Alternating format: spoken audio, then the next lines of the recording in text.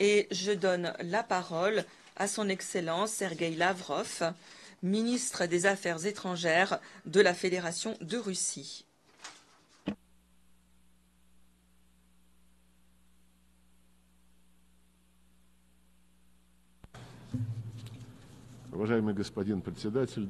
Monsieur le Président, Mesdames et Messieurs, il y a quelques jours, dans ce bâtiment, s'est tenu le Forum de l'avenir. La Russie a adhéré à l'idée du secrétaire général qui consistait à convoquer un tel sommet, car la crise de l'organisation ne fait que s'aggraver et il faut faire quelque chose. Nous avons participé à la préparation du sommet, mais nous ne nous bercions pas d'illusions. En effet, il y a déjà eu beaucoup de grands sommets, de grandes déclarations, aussitôt oubliées. Par exemple, il y a eu le sommet du millénaire, qui avait proclamé l'objectif qui consistait à libérer les peuples du fléau de la guerre. Mais 2 ans plus tard, les États-Unis avaient envahi l'Irak sans mandat du Conseil de sécurité. Ce pays, aujourd'hui, ne s'est toujours pas relevé des conséquences de cette aventure militaire. Ensuite, en 2005, il y a eu le sommet des Nations Unies qui avait déclaré l'attachement à un monde juste conformément aux principes de la Charte des Nations Unies.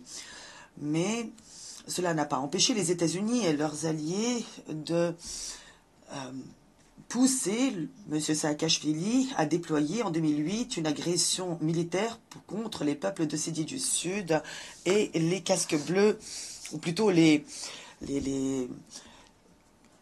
forces russes qui étaient chargées de maintenir la paix sur place. 3 ans plus tard, l'OTAN a organisé une intervention militaire en Libye, détruisant ce pays et sapant la stabilité des pays voisins. En 2015, il y a eu un autre sommet des Nations Unies, un sommet sur le développement durable, dont l'objectif était de lutter contre la pauvreté et les inégalités. Mais regardez les statistiques du financement du développement dans les pays du Sud global et sur le transfert des technologies. À l'époque, Kofi Annan et Ban Ki-moon l'avaient déjà déclaré, tout comme M. Gutiérrez aujourd'hui, il fallait réinitialiser la coopération mondiale. C'est un bon slogan. Qui serait contre un tel slogan? Mais comment peut-on parler de coopération internationale lorsque l'Occident piétine toutes ces valeurs qui, soi-disant, lui sont chères, fondées sur la mondialisation et qui étaient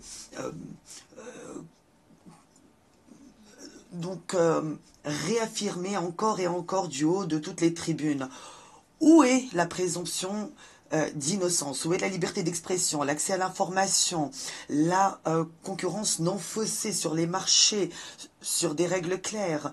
Le secrétaire général parle de coopération internationale alors même que les pays occidentaux déploient une véritable guerre de sanctions contre une bonne moitié, sinon la majorité des États du monde. Quant au dollar, qu'on nous avait présenté comme un véritable patrimoine de l'humanité tout entière, aujourd'hui il devient simplement une arme.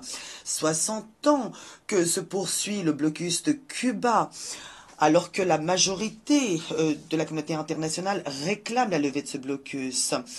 Les institutions de Bretton Woods, quant à elles, ne reflètent plus en rien la répartition du pouvoir et le rapport de force dans l'économie mondiale.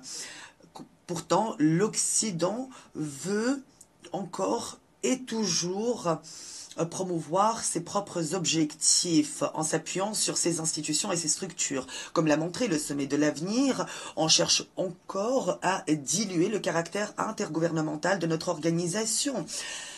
Les changements dans les méthodes de constitution des membres du secrétariat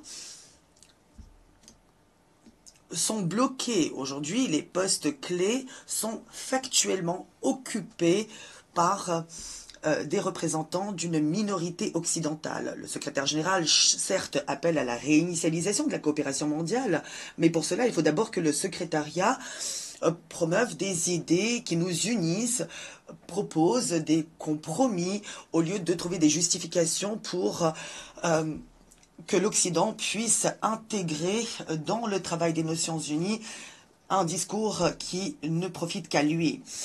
Il n'est pas encore trop tard, on peut encore insuffler une nouvelle vie au sein de l'organisation, mais on ne peut pas faire cela à l'aide de sommets complètement détachés de la réalité ou à l'aide de déclarations pompeuses qui finalement ne veulent rien dire. Ce qu'il faut, c'est rétablir la confiance sur la base du principe de l'égalité souveraine des États membres. Mais aujourd'hui, la confiance est compromise, car l'Occident cherche à contourner les Nations Unies en créant des formats étroits pour créer des pour soi-disant régler des problèmes qui nous concernent tous, comme par exemple la gouvernance d'Internet ou l'élaboration de règles pour l'utilisation et la réglementation de l'intelligence artificielle. Mais comme je le disais, ces problèmes nous concernent tous. C'est pourquoi il faut les régler ensemble, sur une base universelle, sans discrimination. Il faut être honnête et intégrer dans ce processus tous les membres des Nations Unies. Alors que le pacte de l'avenir, par exemple, a été adopté alors qu'il n'y a pas eu une seule séance plénière. Aujourd'hui, ce pacte, qui est à peine né, va rejoindre le panthéon des déclarations qui seront aussitôt oubliées et qui ne fonctionnent pas, bien qu'il soit bien rédigé en langue anglaise, c'est sûr. C'est ça, le triste sort des résultats de tels sommets. Le Conseil de sécurité, dont les résolutions sont pourtant juridiquement contraignantes, n'arrive pas à les faire appliquer. On l'a vu avec les accords de Dayton également sur le règlement à Kosovo. Mais il y a aussi, et c'est l'exemple peut-être le plus criant, le fait que depuis 80 ans, les résolutions adoptées par consensus au Conseil de sécurité sur la création d'un État palestinien n'arrivent pas à être appliquées, alors que l'objectif est que Israël et la Palestine vivent en paix et dans la sécurité. On ne peut pas bien sûr justifier les actes de terrorisme commis le 7 octobre, mais ce qu'on voit aujourd'hui, c'est une punition collective des Palestiniens, c'est une catastrophe humanitaire sans précédent. Aujourd'hui, les armes américaines servent à tuer des populations civiles. Alors ce qu'il faut, c'est aujourd'hui acheminer de l'aide humanitaire, organiser la reconstruction et garantir surtout le respect par les des droits des Palestiniens, notamment leur droit à l'autodétermination. On ne peut pas aujourd'hui accepter ce qui se passe. Et un autre exemple de méthode terroriste utilisée par ces acteurs, c'est le fait que l'on transforme des appareils de communication en armes fatales, meurtrières. Un exemple que nous connaissons tous. Il faut donc aujourd'hui faire toute la lumière sur ce crime. Bien sûr, les États-Unis vont nier leur implication dans cet incident, alors qu'on le sait.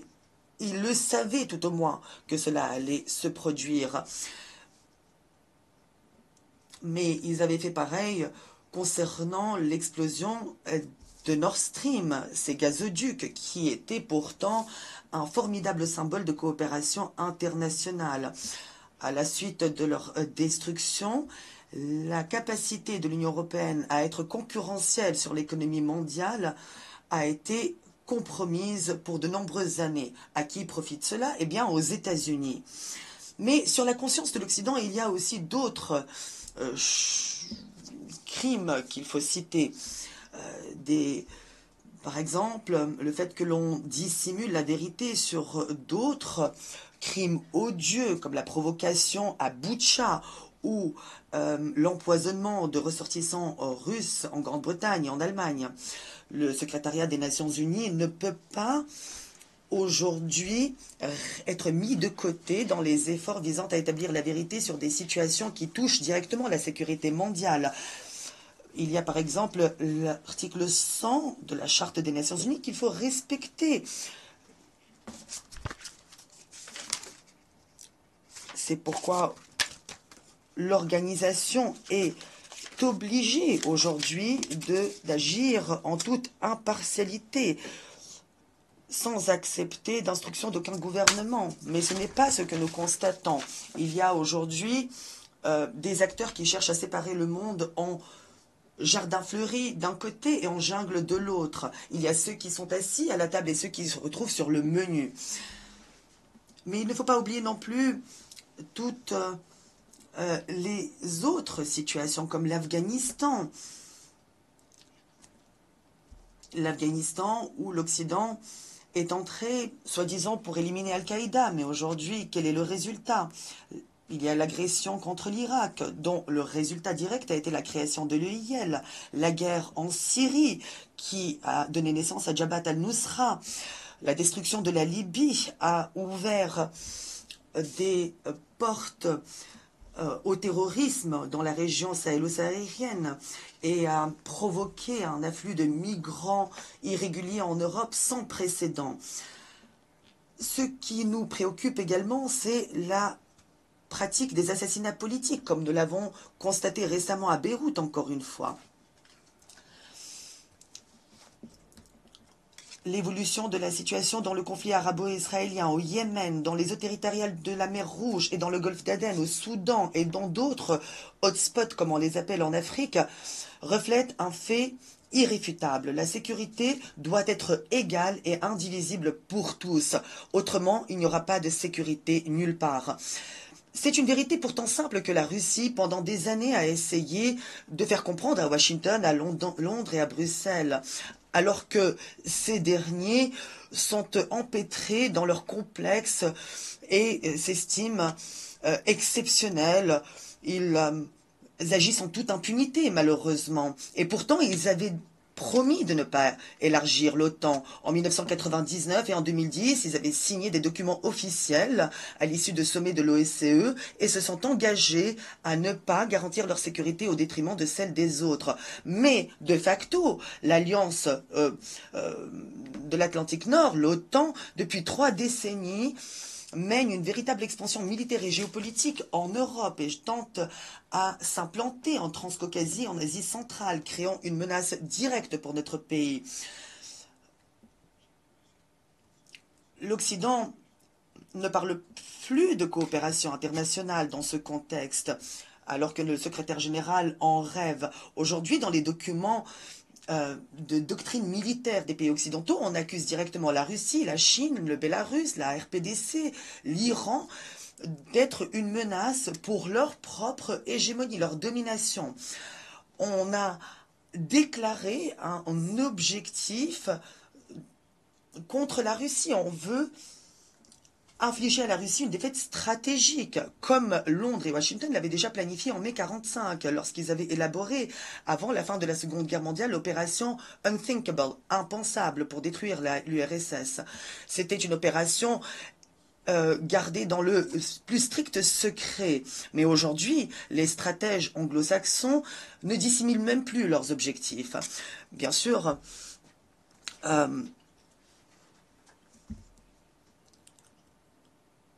ils essayent de vaincre la Russie en utilisant un régime néo-nazi à Kiev.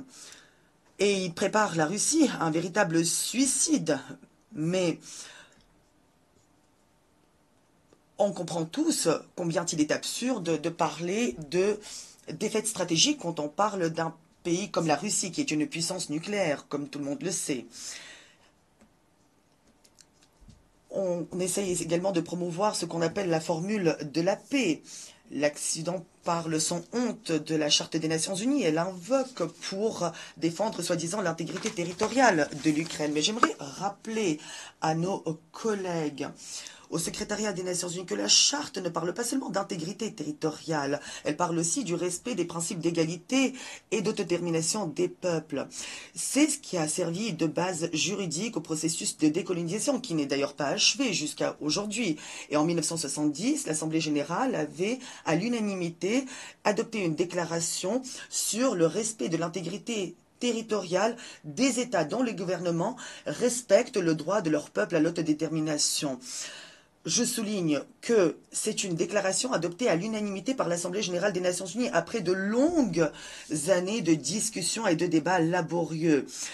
Et je n'ai pas à vous prouver que les néo-nazis ukrainiens qui ont pris le pouvoir par la force à Kiev à la suite d'un coup d'État sanglant appuyé par les États-Unis en février 2014 ne représentait pas et ne représente toujours pas la population russe de Crimée, du Donbass et de la Nouvelle-Russie.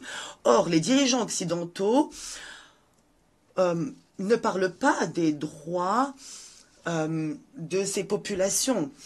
Nous le savons, aujourd'hui, la langue russe avait été interdite légalement dans tous les domaines, dans l'éducation, dans les médias, dans l'art, dans la culture et même dans la vie quotidienne. Une nouvelle loi a été adoptée récemment sur l'interdiction de l'Église orthodoxe ukrainienne de tradition canonique. Ce sont là des violations flagrantes des droits des populations russes, droits pourtant inscrits dans la Charte des Nations Unies. À cela vient s'ajouter la menace qui pèse sur la sécurité de la Russie et sur celle de toute l'Europe d'ailleurs, une menace qui émane du régime de Kiev. C'est pour éliminer ces menaces que nous avons lancé l'opération militaire spéciale. Notre objectif est de protéger notre pays, d'assurer sa sécurité pour les générations actuelles et futures. Certains de nos partenaires, certes, cherchent à assurer la médiation dans cette situation et nous apprécions d'ailleurs à leur juste valeur leur démarche constructive. Contrairement à cette soi-disant formule de la paix, leurs efforts sont vraiment utiles. Mais nous appelons encore et toujours à prendre en considération les causes profondes de cette situation. Si ces causes profondes ne sont pas éliminées, il n'y aura pas de paix réelle ou pérenne. Pourtant, Vladimir Poutine, le 14 juin, avait proposé un plan réaliste de règlement de cette situation. Mais Kiev et leurs sponsors, et ses sponsors ont tout fait pour saper toute perspective de négociation. Cette agressivité et cette hypocrisie sans précédent de la politique occidentale vis-à-vis de la Russie anéantit toute perspective de coopération mondiale affirmée par le secrétaire général et bloque le fonctionnement de l'ensemble du système de gouvernance international, y compris au Conseil de sécurité. Ce n'est pas nous qui avons choisi de procéder de la sorte. Ce n'est pas à nous d'assumer la responsabilité des conséquences de cette politique dangereuse. Pourtant, si l'Occident ne change pas de cap, eh bien, les conséquences se feront sentir partout dans le monde.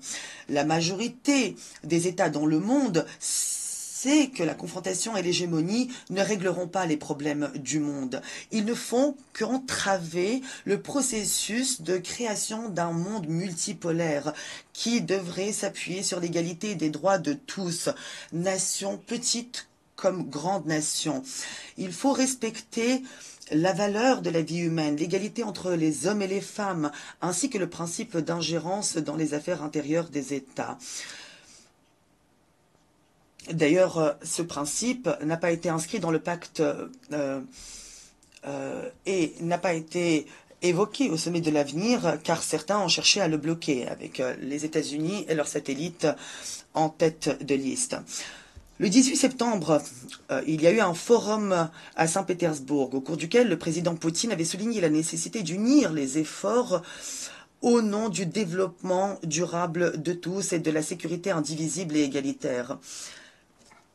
Il est important que le Sud global et les pays d'Europe orientale fassent valoir leurs droits. Ils l'exigent depuis trop longtemps et ils doivent pouvoir et l'Orient aussi, de manière générale, doit pouvoir participer de manière plus constructive au règlement des problèmes du monde.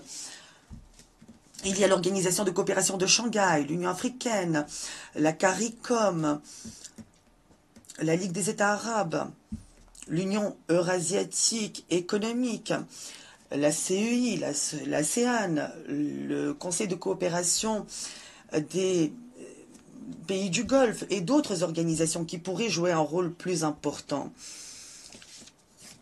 Il y a aussi les BRICS qui créent des possibilités d'harmonisation des approches pour trouver des mécanismes de coopération mutuellement bénéfiques qui ne seraient pas contrôlés par des acteurs extérieurs et ne seraient pas soumis à leurs diktats. Tous ces processus objectifs devront être pris en considération au G20 ou au G7. On ne pourra plus commander comme on l'a fait autrefois. Cette époque est presque révolue. Il faut aujourd'hui tirer les enseignements des expériences passées. Notre pays a lancé des initiatives en vue de créer une architecture inclusive de sécurité indivisible et égalitaire dans l'espace eurasiatique. Et j'aimerais souligner que c'est un dispositif qui est ouvert à tous les États, à toutes les organisations du continent qui seraient prêts à travailler de concert pour trouver des solutions acceptables pour tous en utilisant l'interconnectivité et les avantages concurrentiels de tout un chacun dans cet espace. D'ailleurs, une conférence internationale sera organisée bientôt à Minsk le 31 octobre et parlera de ces questions. Nous ne rejetons pas le dialogue avec l'Occident, il faut le dire. En juillet, sur proposition de la Russie, il y a eu des débats ouverts du Conseil de sécurité sur la question de la mise en place d'un ordre mondial plus durable et plus juste. Pour nous, il est important de continuer de discuter ici aux Nations Unies comme dans d'autres instances. Un ordre mondial plus juste suppose néanmoins une représentation plus large du Sud global au Conseil de sécurité des Nations Unies. Nous confirmons donc notre position à l'appui des candidatures du Brésil et de l'Inde et sur l'approbation des initiatives de l'Union africaine. Évidemment, on ne peut même pas parler d'octroyer des sièges supplémentaires aux pays occidentaux qui sont déjà surreprésentés au Conseil de sécurité. Quoi qu'il arrive, la Russie sera toujours du côté du travail collectif, du côté de la vérité, du droit, de la paix, de la coopération. C'est la raison pour laquelle il y a eu l'initiative du groupe des Amis du Venezuela pour la défense de la Charte des Nations Unies. Ces buts et principes sont d'actualité aujourd'hui comme ils l'étaient auparavant. Le plus important, c'est que ces principes soient respectés afin d'aller contre la confrontation. Il est extrêmement important pour nous de continuer de défendre la paix et la coopération afin que les idéaux inscrits dans la Charte des Nations Unies trouvent une expression concrète. Comme je l'ai dit, cette initiative du groupe de Venezuela reste d'actualité aujourd'hui. Le plus important, c'est que tous, sans exception, respectent les principes de manière universelle et non pas de manière sélective. Il faut en effet trouver un équilibre entre les intérêts nationaux légitimes de tous les pays. C'est ainsi que nous pourrons donner vie aux principes fondamentaux inscrits dans la Charte des Nations Unies pour que l'Organisation des Nations Unies soit au cœur de la concertation des actions collectives des nations. Je vous remercie de votre attention. The Russian Federation. Je remercie le ministre.